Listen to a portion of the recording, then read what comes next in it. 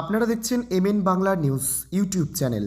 জানাবো আজকের কিছু বাছাই করা গুরুত্বপূর্ণ তাজা সংবাদ। প্রধান সংবাদগুলি জানার আগে দেখে নিন আজকের সংবাদ শিরোনাম।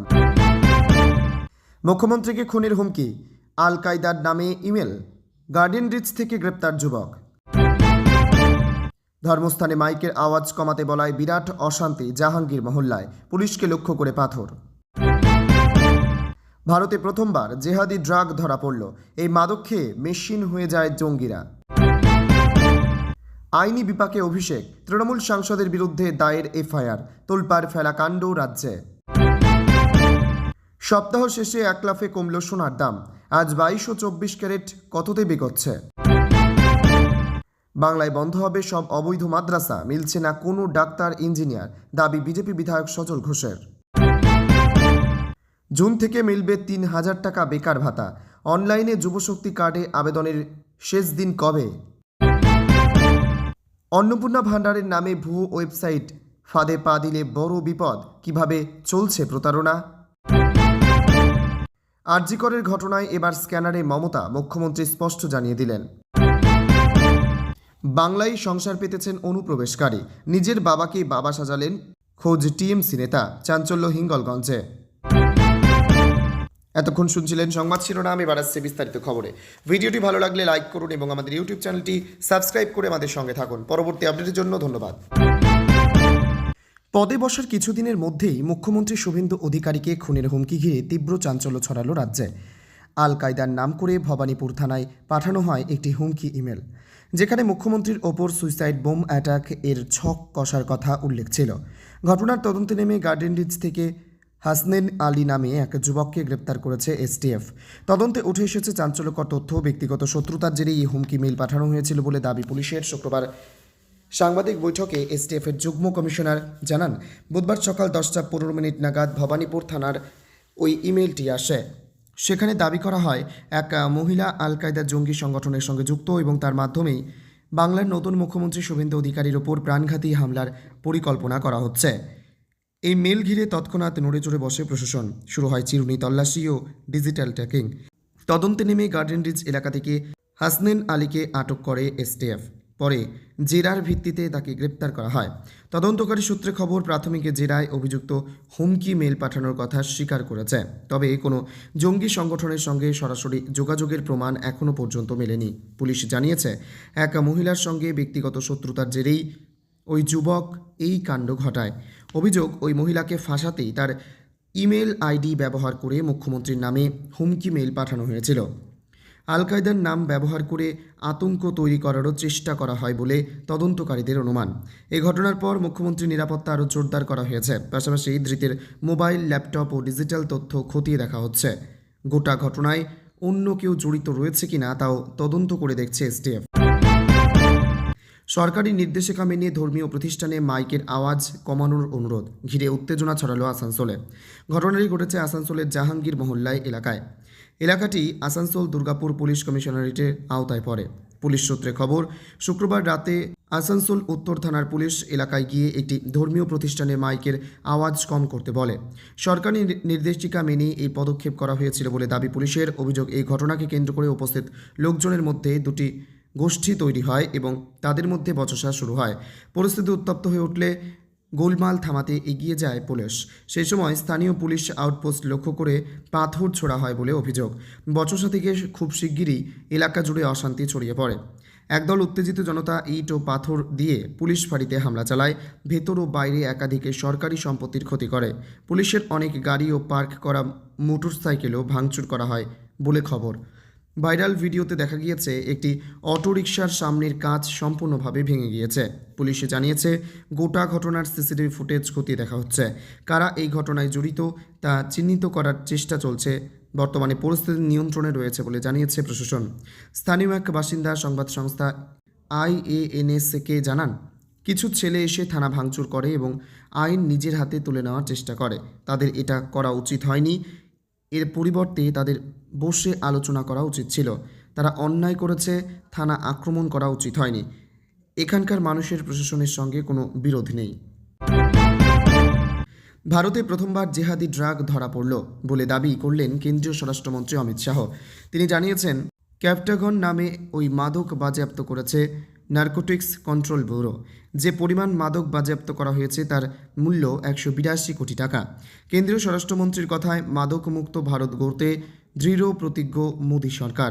অত্যন্ত আনন্দের সঙ্গে জানাচ্ছি যে অপারেশন রেসপিলের মাধ্যমে আমাদের এজেন্সি এই প্রথমবার তথাকথিত জেহাদি মাদক ক্যাপটাগন বাজেয়াপ্ত করেছে, যার মূল্য 182 কোটি টাকা। সেই সঙ্গে তিনি বলেছেন, মধ্যপ্রাচ্যগামী মাদক বাজেয়াপ্ত করা এবং একজন বিদেশি নাগরিকের গ্রেপ্তারের বিষয়টি মাদকের বিরুদ্ধে আমাদের জিরো টলারেন্স উজ্জ্বল উদাহরণ। আমি আবারও বলছি, ভারতে ঢোকা প্রতি গ্রাম মাদক এবং আমাদের দেশকে ট্রানজিট রোড হিসেবে ব্যবহার করে নিয়ে মাদকের বিরুদ্ধে কঠোর ব্যবস্থা নেব।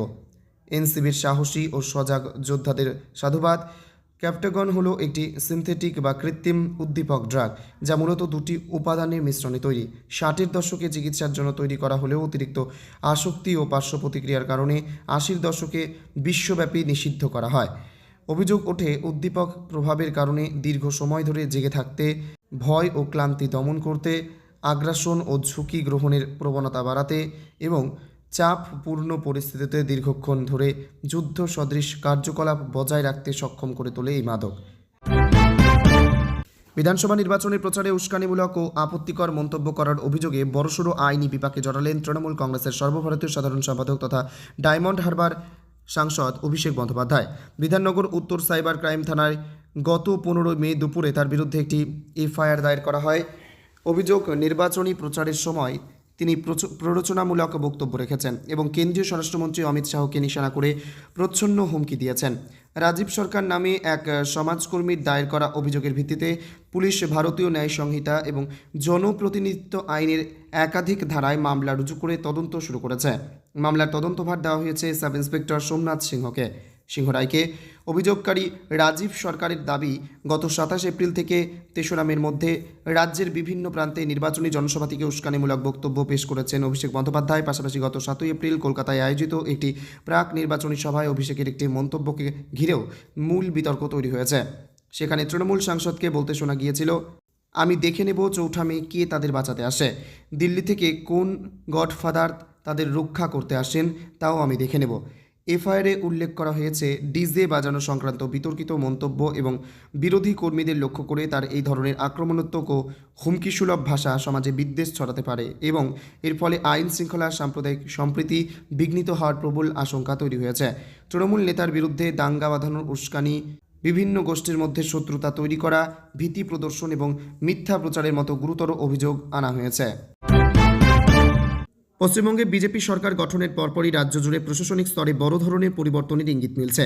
মুখ্যমন্ত্রী শুভেন্দু অধিকারী এবং তার মন্ত্রিসভা এবার রাজ্য জুড়ে সক্রিয় থাকা সমস্ত বেসরকারি ও কথিত অবৈধ মাদ্রাসার বিরুদ্ধে কঠোর ব্যবস্থা নেওয়ার প্রস্তুতি শুরু করেছে। সংশ্লিষ্ট মহল মনে করছে, খুব শীঘ্রই এ বিষয়ে রাজ্য সরকারের পক্ষ থেকে একটি আনুষ্ঠানিক বিজ্ঞপ্তি জারি করা হতে পারে। সরকারের এই সম্ভাব্য পদক্ষেপের পর রাজ্যের রাজনৈতিক ও সামাজিক মহলে নতুন করে আলোচনা শুরু হয়েছে। এই সিদ্ধান্তের পক্ষে যুক্তি দিয়ে বিজেপি বিধায়ক সজল ঘোষ জানিয়েছেন, এটি তাদের দলীয় কর্মসূচির একটি অংশ। তার দাবি, বাংলায় যত সাহায্যবিহীন ও অবৈধ মাদ্রাসা রয়েছে সেগুলি বন্ধ করে দেওয়া হবে।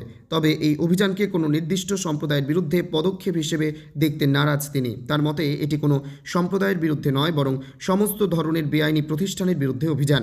সজল ঘোষ আরও মন্তব্য করেন যে মাদ্রাসা যে কোনো ডাক্তার বা ইঞ্জিনিয়ার পাওয়া যায় না, তাই তাদের বিরোধিতা মাদ্রাসার বিরুদ্ধে নয়, বরং কেবল অবৈধ শিক্ষা প্রতিষ্ঠানগুলোর বিরুদ্ধে। অবৈধ মাদ্রাসা বন্ধের পাশাপাশি খোলা জায়গায় বা রাস্তার জনসাধারণের নামাজ পড়ার ওপর নিষেধাজ্ঞা জারি করার বিষয়েও সরকারের কঠোর অবস্থানের কথা উঠে এসেছে।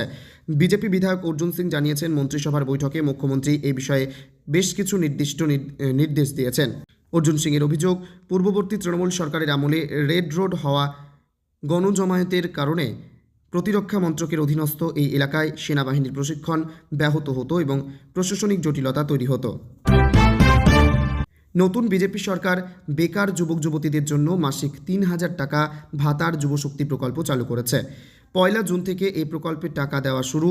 কবে যুবশক্তি ভরসা কার্ডের অনলাইনে আবেদন প্রক্রিয়া শুরু করা হবে? বিজেপি সরকার ক্ষমতায় আসার আগে থেকেই বেকার যুবক যুবতীদের মাসিক 3,000 টাকা ভাতা দেওয়ার প্রতিশ্রুতি দিয়ে এসেছে। আর ক্ষমতায় আসার পরেই এই ভাতা নিয়ে বিরাট সিদ্ধান্ত নিয়েছে নতুন সরকার। ঘোষণা করা হয়েছে 1 জুন থেকে মিলবে মাসিক 3,000 টাকা। নির্বাচনের আগে প্রাক্তন মুখ্যমন্ত্রী মমতা বন্দ্যোপাধ্যায় 10ম শ্রেণী উত্তীর্ণদের চাকরি না পাওয়া পর্যন্ত মাসে 1,500 টাকা করে দেওয়ার শুরু করেছিল। এর বদলে বিজেপি সরকার মাসে 3,000 টাকা ভাতা দেওয়ার কথা ঘোষণা করে, তেমনি আবার দ্রুত কর্মসংস্থান করার প্রতিশ্রুতিও জানায়। এদিকে মমতা সরকার ক্ষমতায় আসার পর এ রাজ্যে চালু করেছিল লক্ষ্মীর ভাণ্ডার, বার্ধক্য ভাতা, বিধবা ভাতা, কন্যাশ্রী, যুবশ্রী, যুবসাথীর মতো নানান প্রকল্প। এই ভাতাগুলোর মধ্যে সবথেকে জনপ্রিয় ছিল লক্ষ্মীর ভাণ্ডার, যা 21 থেকে 60 বছর বয়সী মহিলারা পেতেন। এই সকল ভাতা চালু করার সময় 500 টাকা দেওয়া হতো, তবে এই ভাতা বেড়ে 1,000 টাকা, আর চলতি ফেব্রুয়ারিতে তা বেড়ে 1,500 টাকা।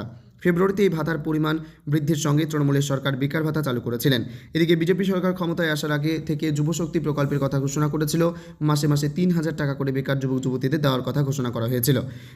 বলে যাচ্ছে 1 জুন থেকে মিলবে এই যুবশক্তি প্রকল্পের টাকা। এখন প্রশ্ন হলো, তাহলে আবেদন করবেন কি করে? কোথায় মিলবে ভাতার ফর্ম? সদ্য এক মন্ত্রী জানান, শীঘ্রই অনলাইনে যুবশক্তি ভরসা কার্ড আবেদনের জন্য ব্যবস্থা করা হবে। এতে ভাতা বিতরণ প্রক্রিয়ায় আসবে স্বচ্ছতা। এখনও পর্যন্ত নতুন ফর্ম বিলি করা হয়নি। যারা এতদিন যুবসাথী পেতেন তারা আপাতত পাবেন এই ভাতা। তারপর ফের হবে যাচাই প্রক্রিয়া, তখন অযোগ্যদের বাদ দেওয়া হবে, আর সেই সময় নতুন আবেদনের সুযোগ দেওয়া হবে বলে অনুমান।